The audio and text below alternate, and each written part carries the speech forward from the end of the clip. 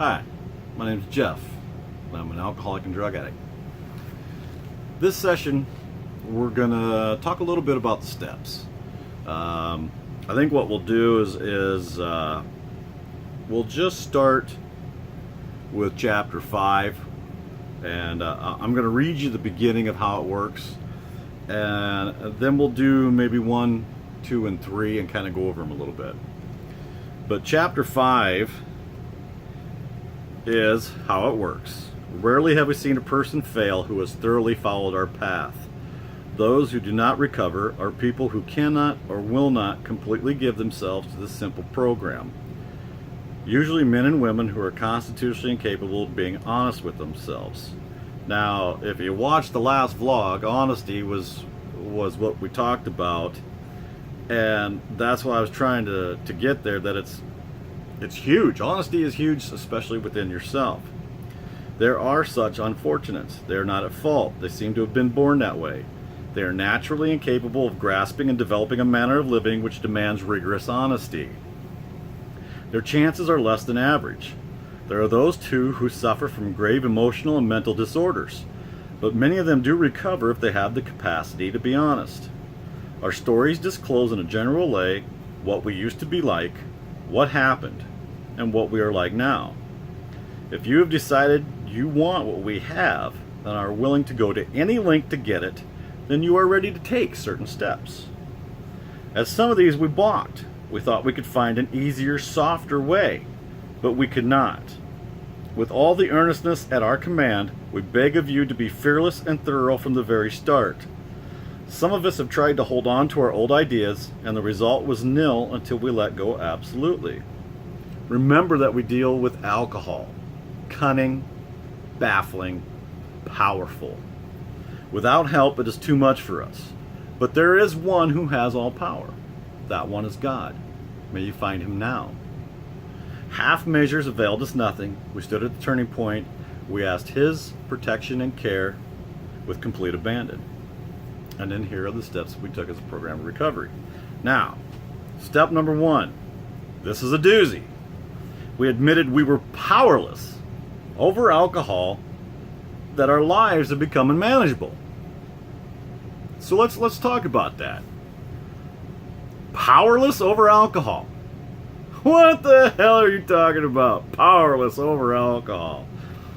You know, for me, actually, that first step wasn't at all that difficult because I was powerless over alcohol. You know, I didn't want to be sober.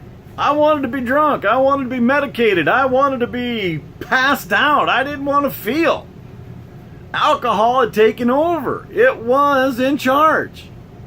So, step 1 for me, it was a lot easier because I was ready, willing to do this simple program. It took me a while. You know, many of us slip. We relapse. We have to go back out there. But let me tell you something. That is nothing to hang your head over. That is a learning experience. I'm not telling you to go out and relapse tomorrow so you can learn something. What I'm telling you is, if you've relapsed, don't hang your head, because we're going to accept you and love you just as much as we did the day before. Come on back, buddy. Come on back. Because you're in the right place. And taking that first step and admitting that you're powerless over alcohol is a good start. Now, step 2 is came to believe that a power greater than ourselves could restore us to sanity. You had good luck on that one. Holy smokes. Okay, now, power greater than ourselves could restore us to sanity. Okay, now, sanity. I mean, what's sanity? You know? And a power greater. Now, that can be anything. It could be anything at all. There was a guy who said that his higher power was a pumpkin because that pumpkin didn't drink, so that's where he got his power from. I don't recommend that, but if it works, use it.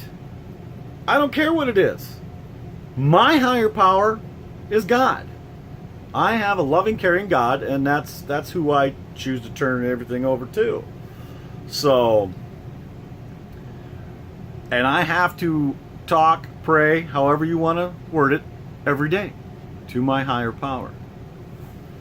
So, came to believe that a power greater than ourselves could restore us to sanity. Now, the restore us to sanity part takes a lot of work, and you definitely need the higher power there with you for that. I mean, because let's admit it, we're pretty insane people with some of the crap that we did and pulled on other people and ourselves.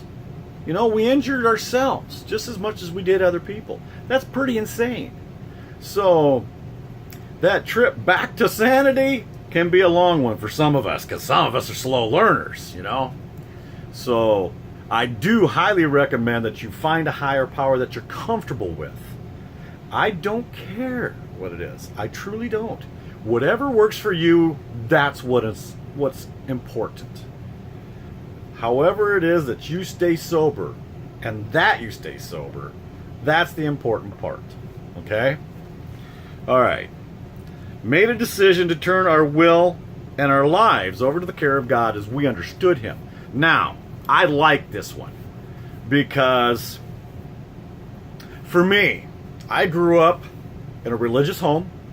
I was baptized, I was confirmed, married in the church, and once I was in this program, I stopped going to church. Okay? Because of what this says. All right, I'm going to read it again. Made a decision to turn our will and our lives over to the care of God as we understood Him. Okay, this is how I understood Him. All right? For me to stay sober, I have to have a loving, caring God. Because if I'm worrying about a vengeful God, I can't stay sober. I have to have love. I have to have caring. And that's the bottom line.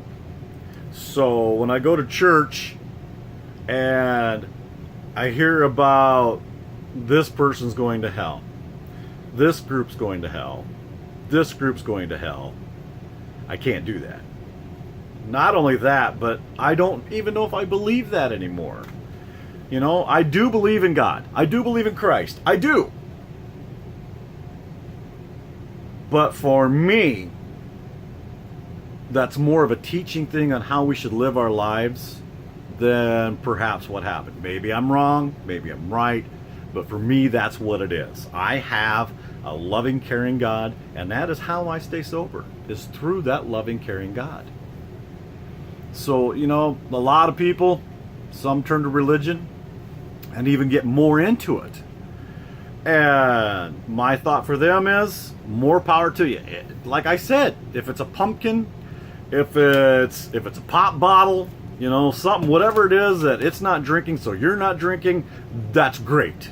I'm not here to judge anybody. I'm sharing with you what works for me. Sometime when we're ever face to face, you can share what works for you. And that's great. That's fine. Everybody's program is different. And don't let anybody else tell you different than that. You work your program, I'll work mine. So, those first 3 steps